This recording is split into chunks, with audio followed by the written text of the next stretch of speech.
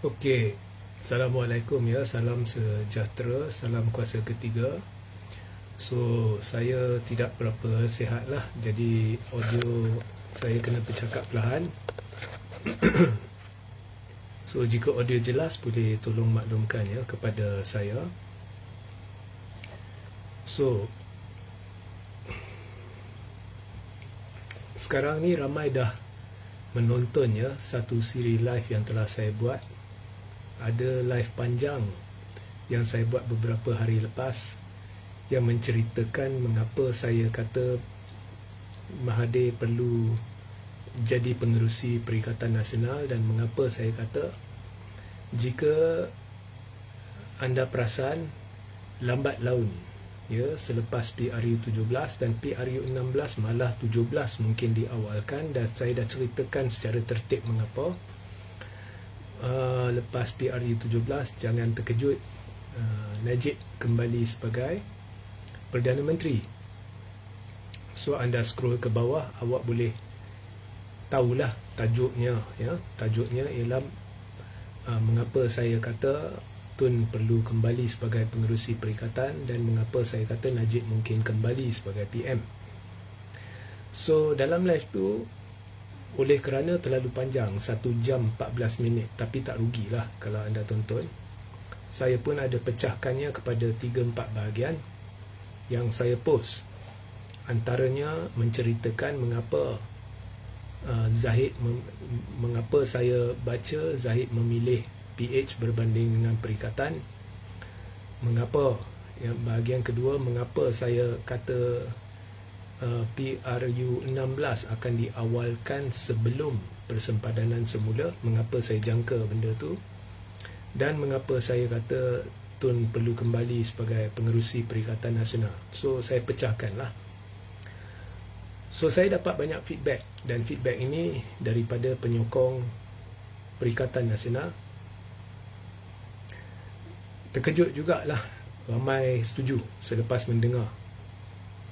Dan ada yang mula kesal, dia berkata susah mereka nak pergi balik nak rujuk live-live lama, sebab mereka mula sedar saya bercerita benda yang bukannya mengarut ya, satu kemungkinan yang teramat sangat, bukan satu kepastian. Dalam politik tak ada kepastian, tetapi satu kemungkinan yang teramat sangat ya, yang tidak boleh dipertikai dan paling logik.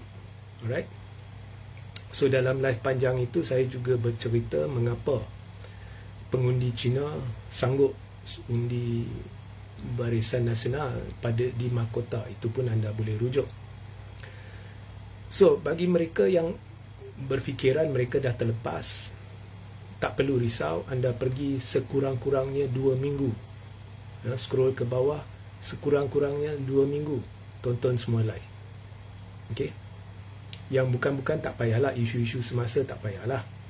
Yang awak nampak tajuk dia lebih kepada strategi, lebih kepada analisa, anda pergi rujuk. Baik.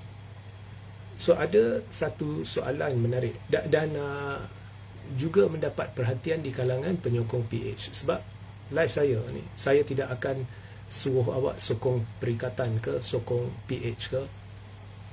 Ini bagi semua dengar. Bagi PH dengar, bagi perikatan dengar. Okey? Sebab mungkin perikatan rasa mereka terlalu hebat, jadi kita cakap open. Kita tak payah nak tunggu pergi jumpa siapa-siapa, pergi bincang secara rahsia, kita cakap open.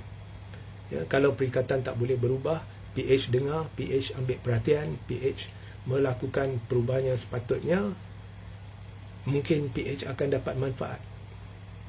Itu bukan kerugian saya, itu kerugian perikatan. Baik. Ada satu soalan yang diajukan kepada saya yang agak menarik. Dia kata, okey, Regi beritahu Dr. Akmal impak dia di mahkota tidak berjaya dapatkan sokongan orang Melayu tambahan kepada UMNO. Regi kata tindak tanduk Dr. Akmal sebelum PRK Sungai Bakap ya, awak ingat masa tu isu KK Mat ya, tidak berjaya dapatkan sokongan tambahan Melayu kepada kepada calon PhD situ.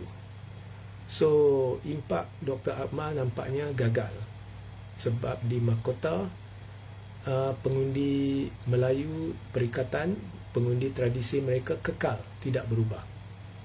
So jadi kira Dr. Akmal adalah liability kepada UMNO ke?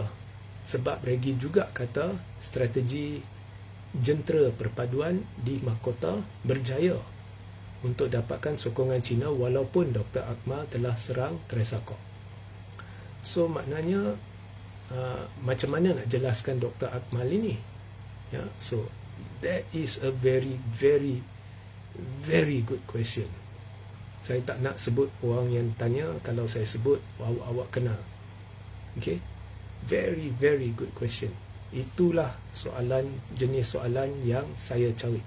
Dan jika anda ada soalan, anda boleh mula tulis di ruang komen. Saya akan jawab lepas habis live ini.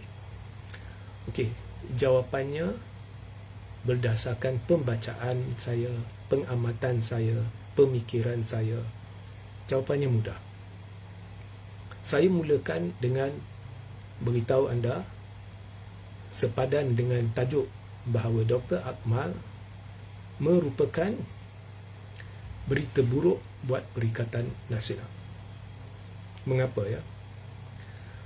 Okey, sekian lama saya suruh Perikatan Nasional buat rebranding, penjenamaan semula. Bagi mana-mana pemimpin Perikatan Nasional yang dengar live saya atau ambil perhatian, anda rujuk live yang saya maksudkan di awal siaran ini, dan awak akan dapat tahu mengapa penjenamaan semula sepatutnya sudah pun bermula. Okey. Bukan hanya Perikatan Nasional secara am, tetapi juga perlu penstrukturan semula PAS dan Bersatu sebagai sebahagian daripada penjenamaan semula Perikatan Nasional. So, kepimpinan Perikatan Nasional perlu ubah. Ya, saya dah jelaskan dalam live yang saya maksudkan mengapa Tun Mahathir harus menjadi pengerusi Perikatan Nasional. Ya, so jangan fikir how, why, mengapa, pergi rujuk. Ya, takkan saya nak ulang setiap kali ya. Kemudian kepimpinan Bersatu perlu ubah. Okay, there is no other way. Presiden dia kena ubah. Okay, dan Presiden PAS kena ubah. Tapi babak PAS ni hadir dari satu sudut diperlukan, amat diperlukan. So jadi penasihat sebagai contoh.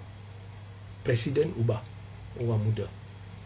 Dari satu sudut, kalau dia terus Presiden, cara pemikiran dari sudut penstrategi politik, pemimpin politik dah lapuk, akan menjurus kepada kegagalan Perikatan Nasional.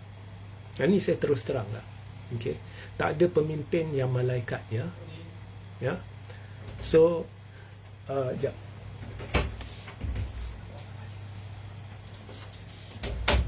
Sorry ya.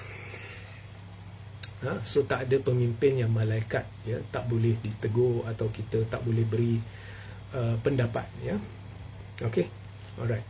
So itu perlu ubah dan belum dilakukan, you are in trouble. Saya ulang, Perikatan is in trouble. Okay? Dan saya baca retorik, kenyataan-kenyataan setelah berbuih mulut saya bercakap. Ya, masih saya dengar kenyataan-kenyataan yang menunjukkan mereka tidak faham apa yang harus dilakukan. Bukan saya kata saya pakar. Maybe I'm wrong, but at least saya beri hujah-hujah yang logik yang perlu diambil perhatian bahawa hala tuju Perikatan dah silap. Okay? Dan selepas saya memulakan siri live ni, ada 2-3 kenyataan yang seolah-olah setuju. Contohnya Wan Faisal kata perlu ada Bersatu perlu jadi lebih inklusif.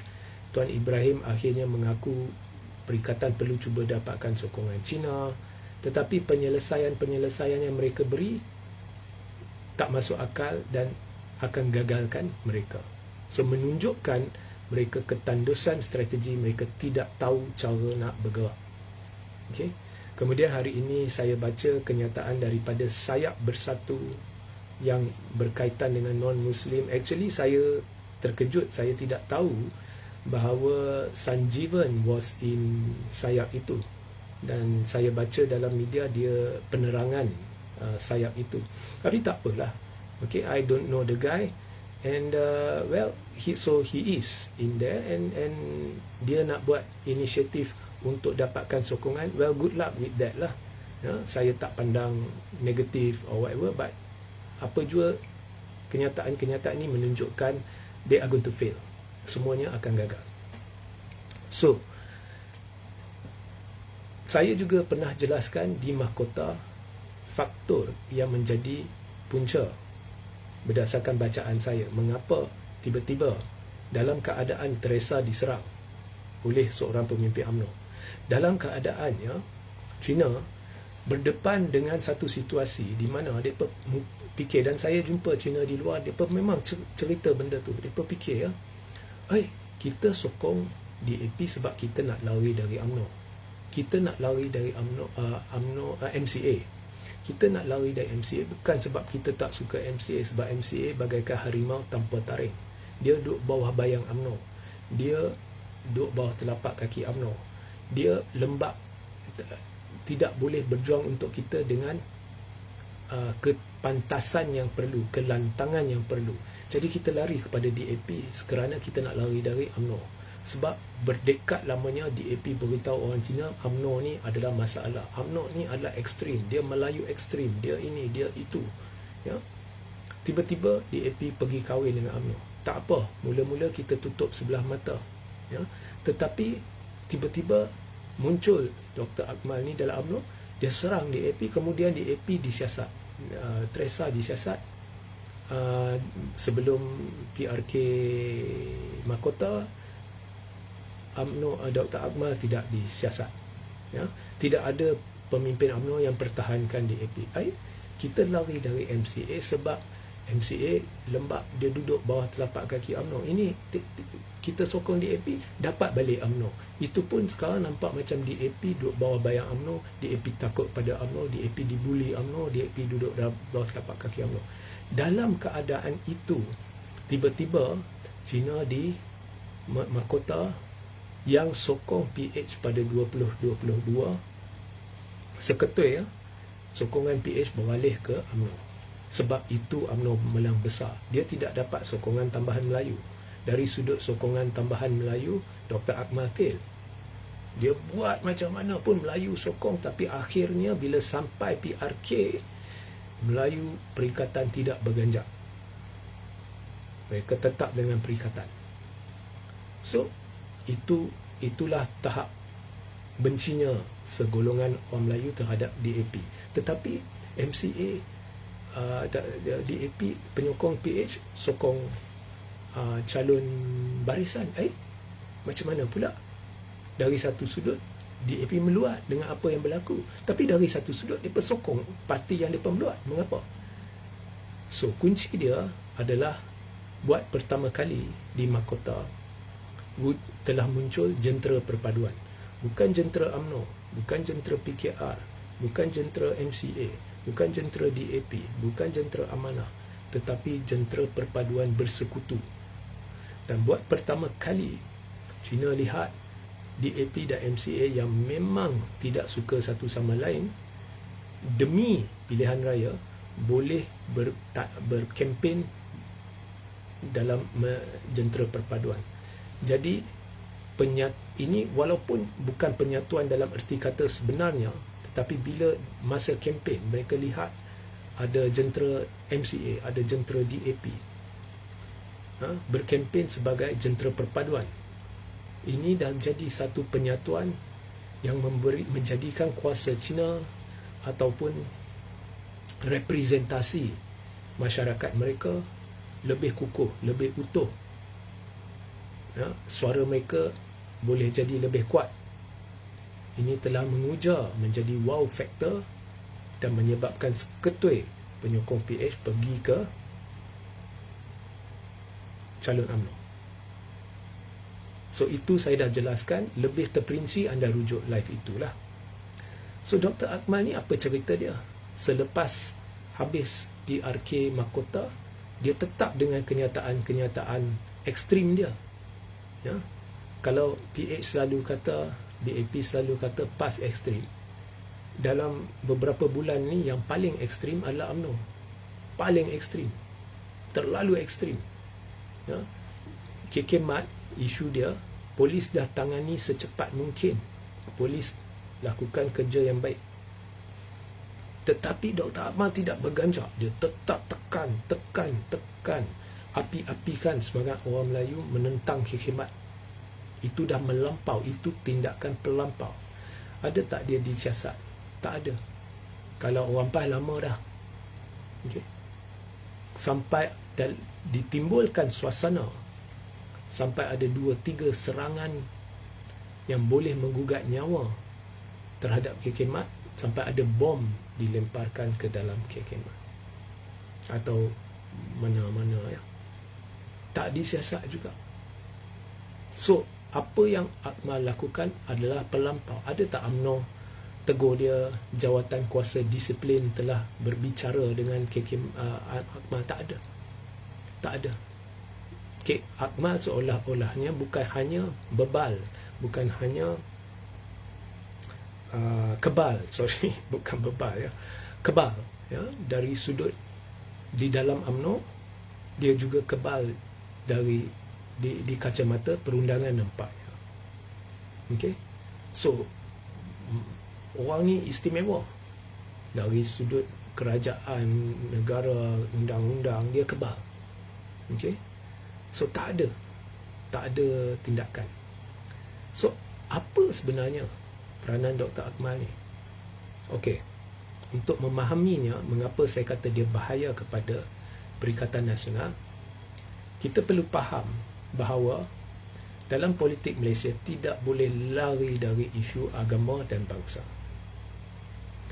Modal DAP, kalau awak kaji sejarah DAP, adalah isu agama dan bangsa dari zaman Kit Siang sampai sekarang. Dalam hampir 2 tahun ini dilaung-laungkan 3R, tapi kita nampak jelas kerajaan berat sebelah dia hanya menekan pemimpin pembangkang, walhal banyak kenyataan yang amat beracun telah dikeluarkan oleh sama ada pemimpin DAP ataupun orang yang muncul di atas pentas DAP ketika kempen pilihan raya.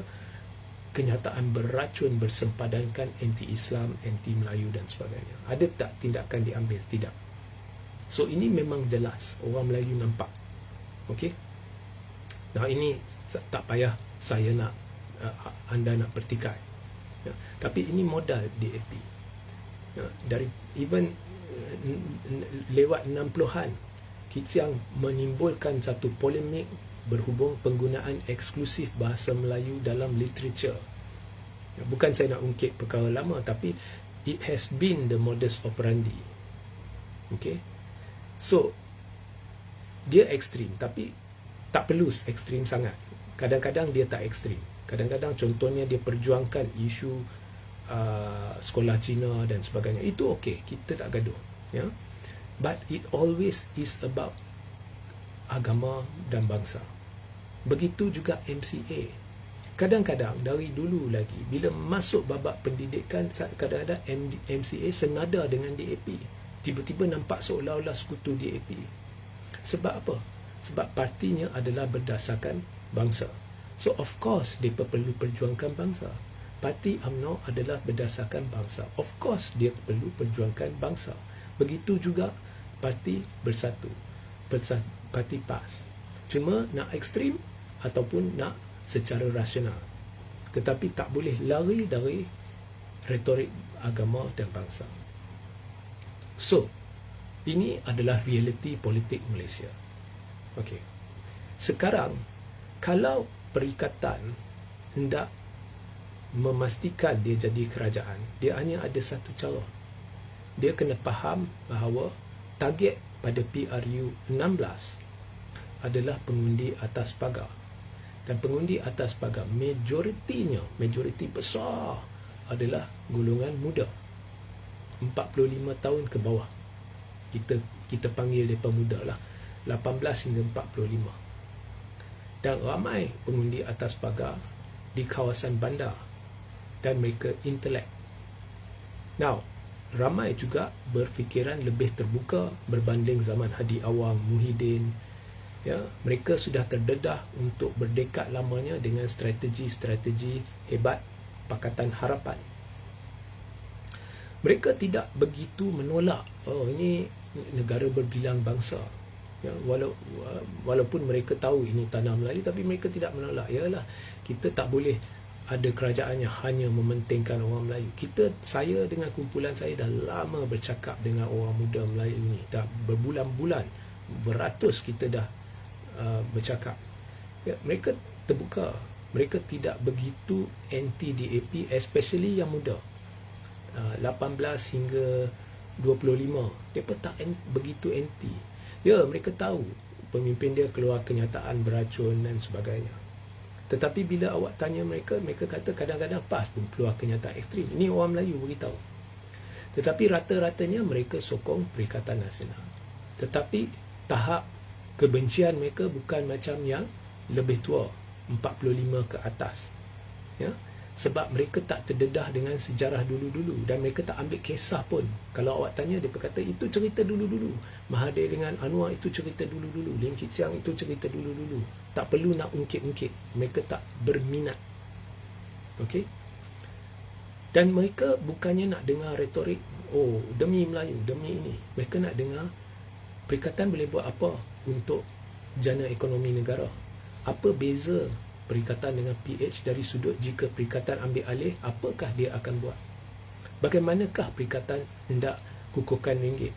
Bagaimanakah Perikatan nak kurangkan beban anak-anak muda dari sudut beban pendidikannya, loan dan sebagainya? Bagaimanakah Perikatan mencadangkan jika mereka ambil alih undang-undang yang sekarang mereka tentang, SOSMA ke apa-apa yang mereka nak buat? Semua ni mereka tanya. Harga barang. Okey, apa yang Perikatan boleh buat? Setakat yang kita lihat di pasal, mereka bukannya berpaksi kepada retorik-retorik yang kini dilambung oleh Perikatan, tetapi mereka adalah target pada PRU 16. PRU 16 akan ditentukan oleh hanya 10% atau 12% pengundi yang atas pagar. Termasuk sekarang kita sudah tahu menerusi Sungai Bakap dan Mahkota sudah ada pengundi Cina atas pagar.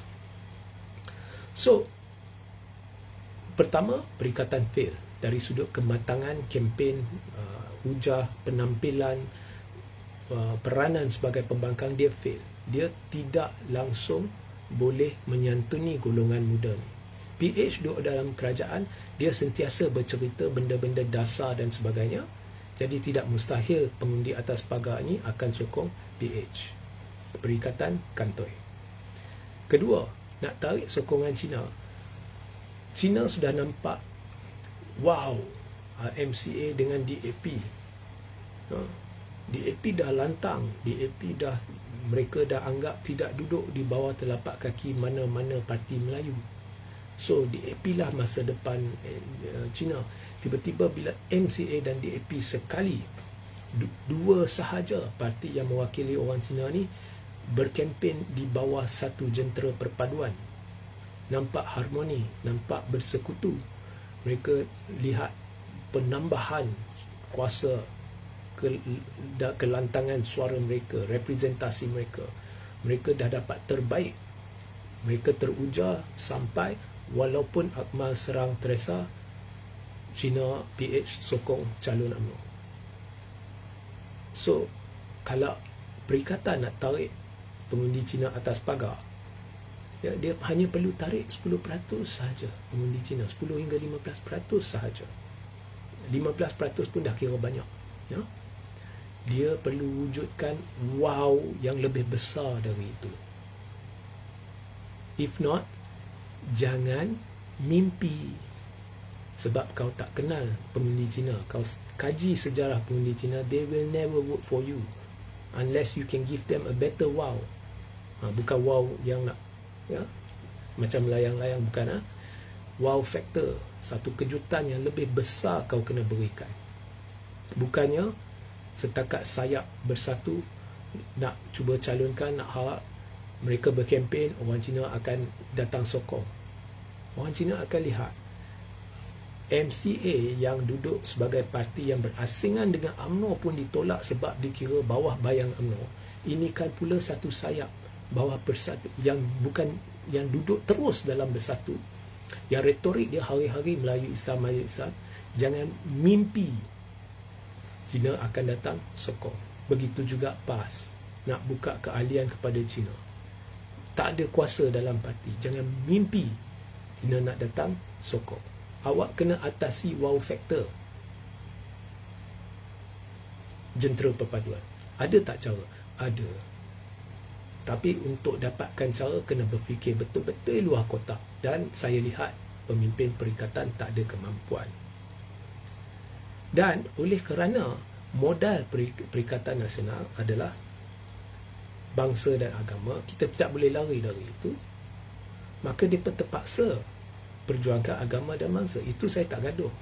Tapi nadanya kena ubah. Sekarang ni banyaknya adalah ekstrim dan menyerang kadang-kadang non-isu diserang tanpa sebab.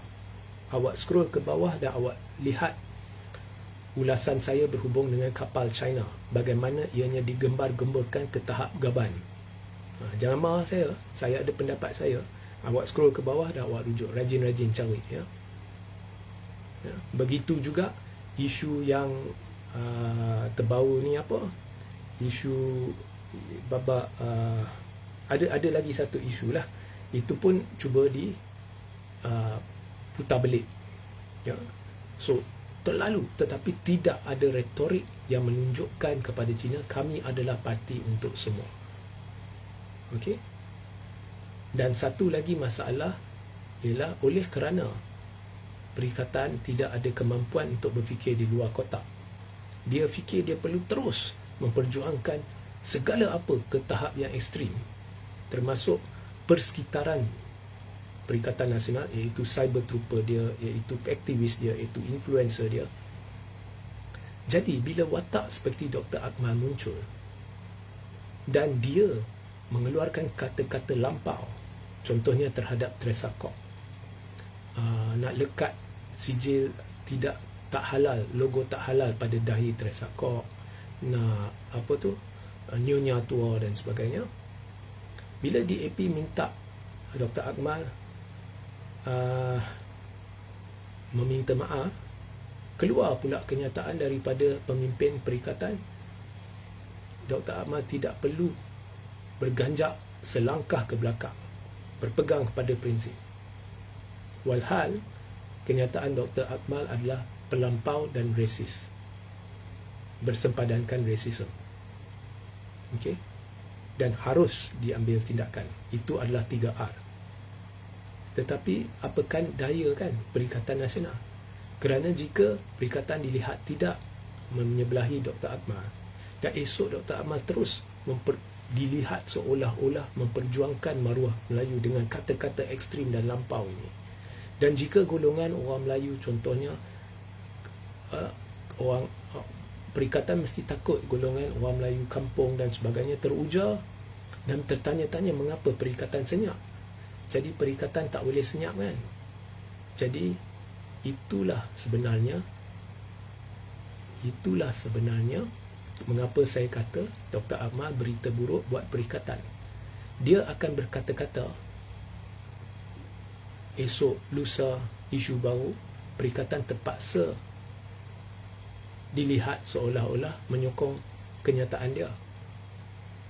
Masa KK Mat, kalau Perikatan benar-benar mantap, dia boleh menegur Dr. Akmal sambil memperjuangkan orang Melayu. Dia boleh menegur dari sudut perundangan. Okey, polis dah ambil tindakan, Dr. Akmal tidak harus buat macam ni, macam tu, sambil Perikatan sendiri memperjuangkan isu itu. Tapi dia tidak mampu. Dia hanya tunjukkan kemelayuan dia dengan nada yang ekstrim. Dia tidak tunjukkan kepada bangsa-bangsa lain, kami rasional, kami bukannya ekstrim. Dia tak boleh, dia tak ada kemampuan. Jadi bila Dr. Akmal buat begitu, perikatan tidak boleh buat apa-apa.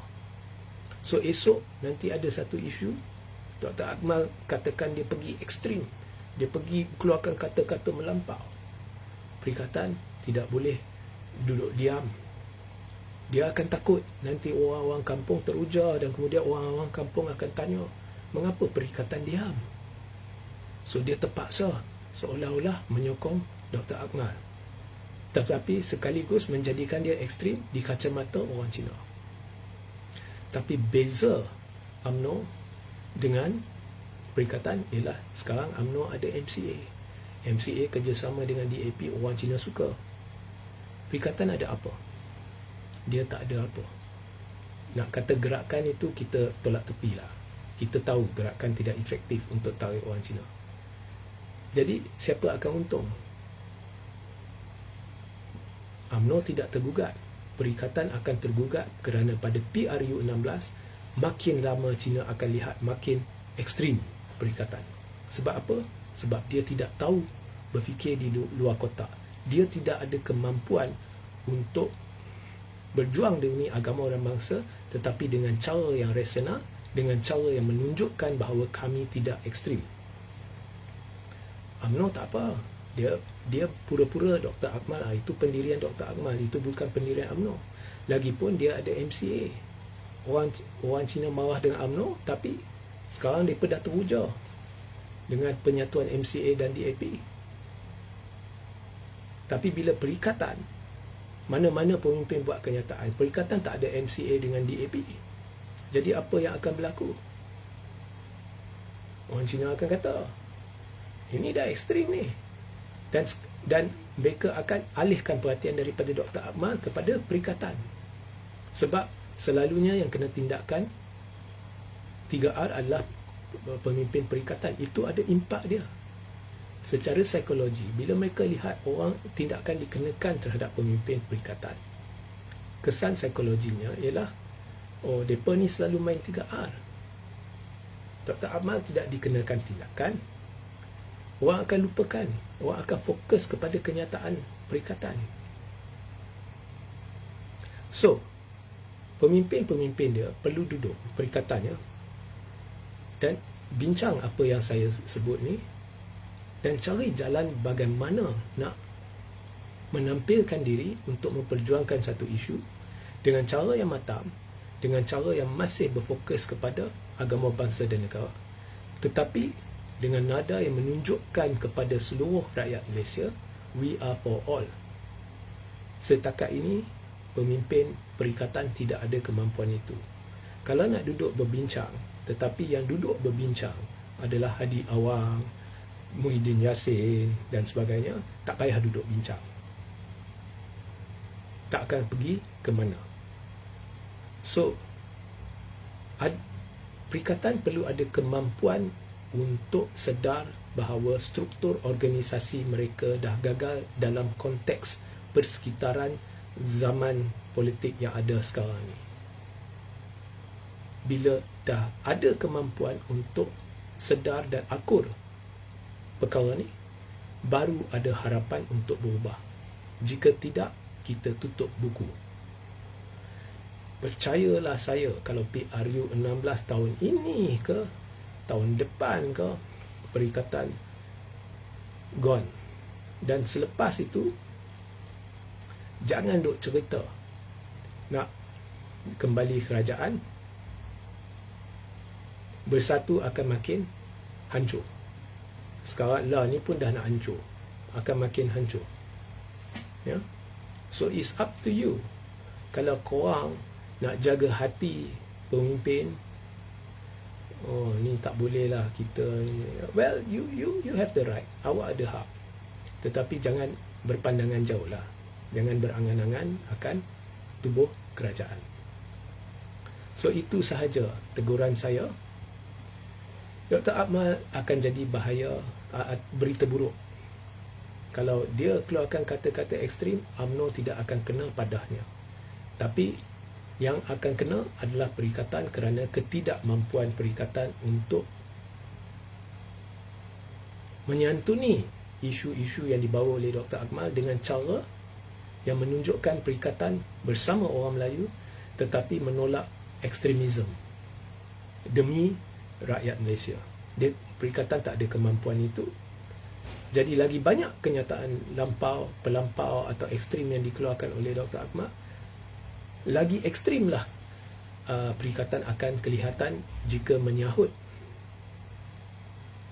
kenyataan Dr. Akmal, dan jika diambil tindakan, dan lagi ditolaklah Perikatan Nasional oleh mereka yang bukan Melayu, dan Perikatan Nasional akan lingkup pada PRU 16. So jika ada soalan boleh bertanya. Kalau tidak, saya akhiri live ni. Saya beri 1 minit ya. Now, teguran saya bukan sebab saya nak memalukan pemimpin Perikatan Nasional. Bukan sebab saya nak menghampakan anda penyokong Perikatan Nasional.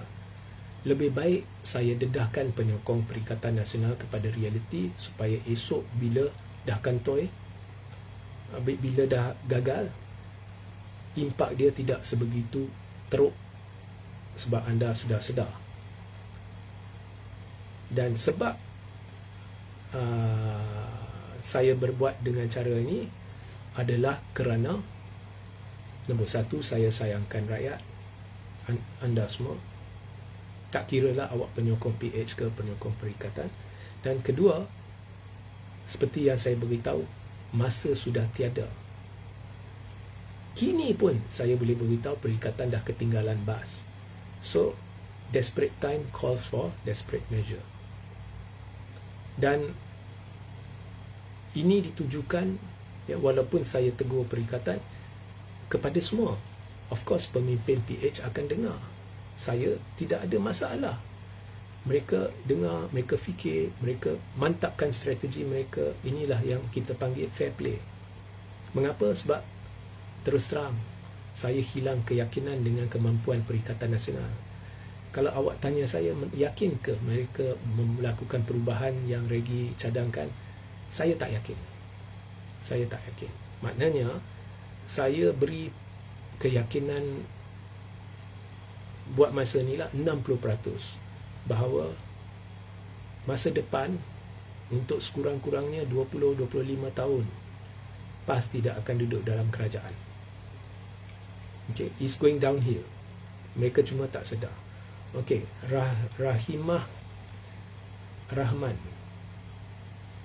adakah dengan menukar Presiden Perikatan akan berubah, Tuan? Ya. Bukan ubah presiden tetapi ubah pengerusi. Ya.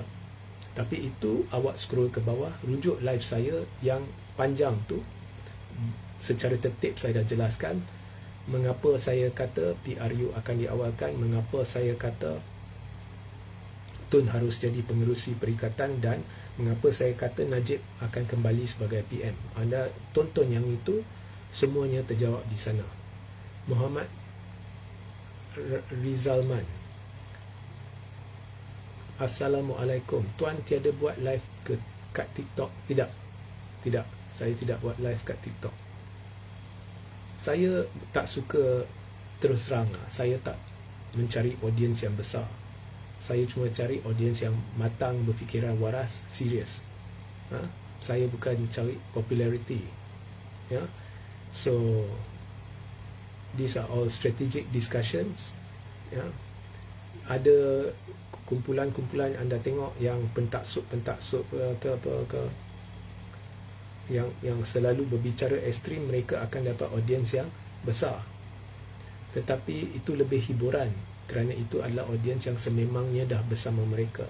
Dari sudut impak, ya, persekitaran Perikatan Nasional, sama ada influencer, saya tak maksudkan sesiapa, ya, secara am, ya, dari sudut influencer, aktivis, cyber trooper dan sebagainya, impak bagi mencetuskan pemikiran kritis di kalangan orang-orang selain daripada penyokong mereka kosong, sebab mereka tidak berjaya menyantuni orang di luar lingkungan penyokong tegar mereka. So I'm not like that. Saya tak kisah yang duduk dengar tanya saya pun ada kawan dalam PH, penyokong dan sebagainya. Saya layan, kadang-kadang dia bertanya soalan, saya jawab dalam Melayu. Okay. Rahimah Rahman, Perikatan Nasional Parti Tradisional dan tidak menarik tuan, cara membosankan. Well, bukan tidak menarik atau cara membosankan, tetapi mereka tidak tahu dan mereka ketegak dan bongkak, sorry to say. Okay. Adakah saya dihubungi? Itu rahsia. Tapi okeylah, saya boleh beritahu macam ni. Adakah saya dihubungi oleh belah-belah perikatan? Ada. Dari PAS ada. Dia bukan kepimpinan tertinggi, tapi dia rombongan yang datang jumpa 2-3 kali. Kemudian ada saya dapat mesej, tapi saya tak balas sebab saya tak pasti siapa dia. Tapi dia mendakwa dia daripada sayap PAS yang bukan Muslim. So I don't know, I cannot verify. Okay, so ada. Dia berkata mereka mendapati apa yang saya bincangkan ini membuka minda or whatever, dan mereka nak jumpa. So saya tak layan, especially kalau saya tak tahu, saya tak kenal, saya tak sukar bagi saya layan lah. Okay, so anyway, saya tak keberatan tiba-tiba mana-mana pemimpin panggil nak bincang. Okay, tapi terus terang lah, you don't need to do that also. You just need to move. Dan kalau masih nak bincang-bincang, kita tak ada masa. Dan ada juga orang-orang dari PH, bukan kepimpinan atas, orang-orang yang minat, yang datang jumpa saya layan. Mereka minta nasihat, saya bagi. Kalau esok tiba-tiba sini tak panggil, pemimpin PH panggil, kita nak dapatkan idea lagi, saya bagi. Maybe I'm not their supporter, but saya bagi. Saya tak memusuhi manusia-manusia lah. Ini pemusuhan politik dengan manusia ni lain. I don't mind. Contohnya, kalau Anwar saya pernah tegur sini, saya kata your communication team fail. Apa yang mereka lakukan hanya menyemai kebencian. Saya tegur di sini. Kalau dia panggil, saya akan beritahu. Kalau dia tanya, okey, apa pendapat nak buat apa, saya beritahu. Okey, kau buat ni, kau buat tu. Itu pandangan saya lah. So saya tak ada masalah jumpa orang. Tapi I think sekarang ni perikatan perlu brainstorm tahap gila-gila dan berubah atau tutup buku. So terima kasih kepada soalan-soalan. Tak banyak sebab tengok masa pun. So itulah. Dan saya pun dah lama beritahu, saya hanya akan sambung benda ni untuk jangka masa sederhana panjang. Itu saya beritahu beberapa bulan lepas. Ini dah masuk dah penghujung. Saya pun tak nak teruskan lama sangat. Saya nak berhenti. Dah letih. Okay. So I won't be with you for long. So apa yang saya nak beritahu, saya beritahu sekarang lah. So lepas tu biar kalau korang yakin dengan kumpulan-kumpulan lain yang kita nak kita macam ni, kita macam tu, kita sampai kutuk orang Cina, silakan. Tapi I will be out of the game not very long from now. Sebab tak minat. Sebab cukuplah. Cukup. Ada soalan lagi? PN perlu berubah sebab orang Melayu bukan cetek pandangannya. PN tak perlu berubah. Orang Melayu bukan cetek pandangannya. Tapi kau perlu sedar, dijangkakan 75 hingga 80% Melayu bersama PN. So pandangan itu saya tak setuju. Memang bersama PN Cuma dari sudut kemenangan PRU16, PN tak ada harapan jika terus macam ini. Jadi bukan perlu bubar, tapi perlu dijenamakan semula. Ya. Masa 1969 berarti perikatan jatuh teruk, hilang majoriti 2/3. Tun Razak cepat-cepat menjenamakannya semula kepada Barisan Nasional. Dia bawa musuh-musuh dia masuk gerakan musuh dia. Melayu masa tu sama macam Melayu masa sekarang, tak suka DAP. Melayu masa tu mana suka DAP, Melayu UMNO mana suka Parti Gerakan. Tapi Razak masukkan Parti Gerakan ke dalam Barisan Nasional dan juga Sabaran Sarawak. Dan akhirnya pada PRU seterusnya, Barisan Nasional menang majoriti besar, lebih dari 2/3. Penjenamaan semula wajib Perikatan Nasional. Okey. Macam mana nak dapatkan sokongan orang Cina? Ada caranya. Okey, so tak ada soalan lagi ya. So itulah. Terima kasih kerana bersama saya lewat malam ni. Dan sehingga kita berjumpa ya di lain masa. Assalamualaikum, salam sejahtera dan salam kuasa ketiga. Ya.